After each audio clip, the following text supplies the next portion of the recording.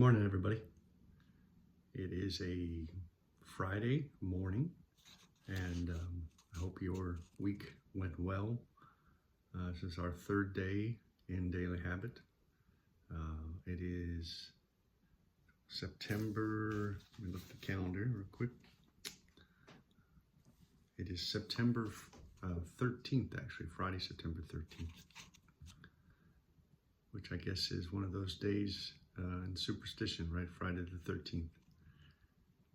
Today we're going to open a passage. The title is called Never Stay Discouraged. It's page 105 again, from our author Matthew Kelly. The name of the book is Holy Moments, a handbook for the rest of your life. It's nice and short, really. It has a lot of, what I like about it so far is it has a lot of nice sayings, fairly easy to read. Additionally, you can kind of jump around in it and you can still get something from it. So here we go. Never get discouraged, I used to say. But then I realized that we all do get discouraged from time to time, and that's okay. For whatever reason, it is a part of the journey. Now, when I meet people who are trying to do good in this world, I always leave them with these words. Never stay discouraged. You will get discouraged. That's life. Part of humanity. Comes with the territory of trying to do good in this world. But people desperately need what you are doing. So never stay discouraged for long. The author says he was 19 years old when he started speaking and writing. How it all happened, it was baffling to him. And as he looks back, he grew up in Australia, and before that, his first trip was to Europe. And his spiritual mentor took him aside and said, "Promise me you will never forget what I'm about to tell you. You will only ever see less than 1% of the impact you have on people's lives.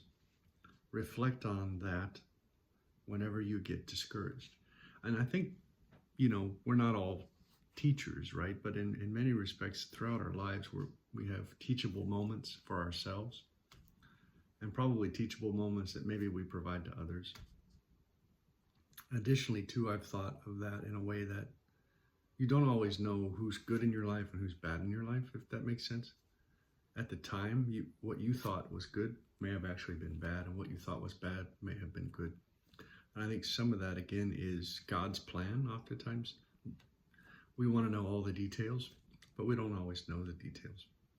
So this idea of practice and habit, I think, is important, because you're not always going to get it right.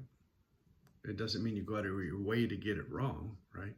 I mean, I think we know that if we've tried to raise children, we've gone through those sorts of lessons with them. If we've managed teams of people, managers, associates, we go through a lot of those ups and downs. So just thinking of that, I kind of went off tangent a little bit, so I appreciate it. So the reason I'm sharing this with you now is because I do get discouraged myself at times. And I know you will get discouraged too at times. My own discouragement has taught me never to miss an opportunity to encourage others. So the key there is, by encouraging others, by getting behind others, it also helps you. And again, it's that idea before of being connected, of being connected to your community, of being connected to a sense of purpose, the universe as a whole, right? The idea of meditation, the idea of connecting yourself to the world, to your creation, to your creator, to your God. So in your quest to fill your life with holy moments, you will encounter skeptics, cynics, critics, people who hate you for no good reason. Others will gossip about you, and some will maliciously attack you in ways you've never imagined. I know this because it has happened to me. I have witnessed it. And I've witnessed it as well happen to others, many others. I'm telling you this because I don't want you to be blindsided by it. Just keep in mind that there has always been a battle between good and evil. in this world. Not only in the world, but within yourself.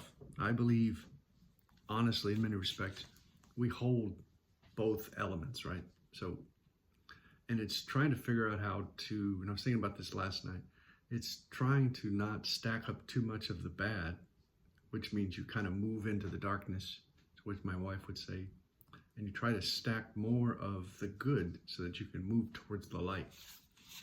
And so I think it's, a lot of us have that duality within us. Whether we recognize that, we do have it. And I think it exists in the world clearly. We see evil, we see good, we understand the differences. But I think the thinking there's a capacity for good in everything. So we can't make the assumption that they're unforgiven. That's not for us to figure out. Some of that, right, is God forgives. We don't forgive, at least not in the sense of eternal life, right? So I'm not sure I said that correctly, so apologize. So just keep in mind there's always been a battle between good and evil in the world. Best to put yourself on the right side of that battle. But even when things seem dark, even when you're discouraged, don't let discouragement possess you. Find a way to exercise, your discouragement daily. I have found that discouragement is a devil that needs to be driven from our lives with inspiration. I need a daily dose of inspiration, which is true, right? Books, movies, music, quotes, family, friends, history, prayer, reflection, meditation, and of course, laughter. Always laughter, right? So find the inspiration you need and drink from those waters each day. Well, thank you everybody for your time. I know it's around 7 minutes in. Hopefully you have a wonderful weekend. You've been having a great week. As a saying that I have on my board there in the kitchen is, make it a great day. I think, it's always typically up to us to adjust ourselves. We're going to have bad days. We're going to have good days. We're going to have okay days. We're going to have days where there's kind of blah, right? Life's not this perfect, continuum. I don't think we would want that, honestly. We want things to be complicated. We want things to be difficult. The harder we have to work, probably the more joy and satisfaction in that. Now, of course, my mother would say, work smart, not hard. True to a certain extent, but I still think working hard is a part of that formula for success. So keep it going. We'll see how this habit goes. It's day 3, and I appreciate it. And again, God bless, and have a wonderful day and a wonderful weekend.